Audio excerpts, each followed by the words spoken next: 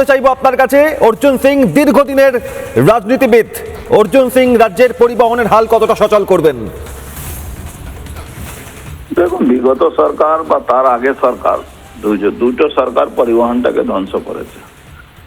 সরকারি বাস বন্ধ, private bus বাড়লো, সরকারি বাস বন্ধ, টোটো অটো বাড়লো।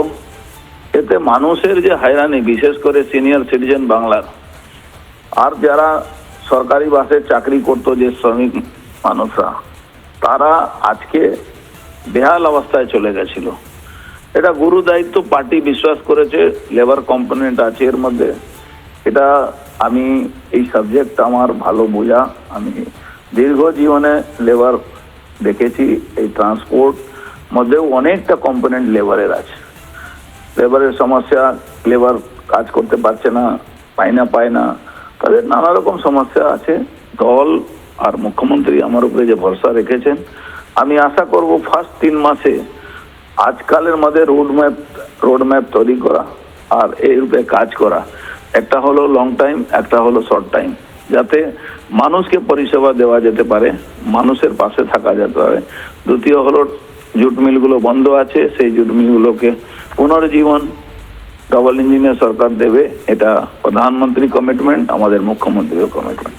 এটা আমার দায়িত্ব, গুরু দায়িত্ব। আমি একজন পার্টির কার্যকর্তা হিসাবে আমার উপরে পার্টি যে দায়িত্ব দিয়েছে মন্ত্রী হিসাবে, সেই কাজটা করার আমি গুরু দায়িত্ব, ঠাকুরের আশীর্বাদে এটা পূরণ করব। একেবারেই। এবং পরিবহন ক্ষেত্রে অর্জুন সিং, একটা বিষয় জানতে চাইবো আপনার কাছে। মহিলাদের জন্য সরকারি বাস ফ্রি, সরকারি বাস আরো বেশি করে বাংলার বুকে নামানোর কোনো পরিকল্পনা? বাংলার উপরে সরকারি বাস তো নামাতেই হবে। কেন, আমি যখন প্রচারে বেরোতাম, মানুষ কিন্তু বিশেষ করে সিনিয়র সিটিজেন এই টোটো অটোর গুন্ডামি, দৈরত্ব, এদের উপরে মানুষকে একটা আনসিকিউর করে দিয়েছিল।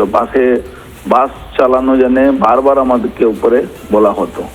আমি সেই সিনিয়র সিটিজেন মানুষ, যারা ইয়াং ছেলে, যারা কলেজে স্কুলে পড়ে, তাদের জন্য, তাদের কথা মাথায় রেখে মহিলাদের যে ফ্রি করেছে আমাদের সরকার, তাকে অক্ষর অক্ষর পালন হবে।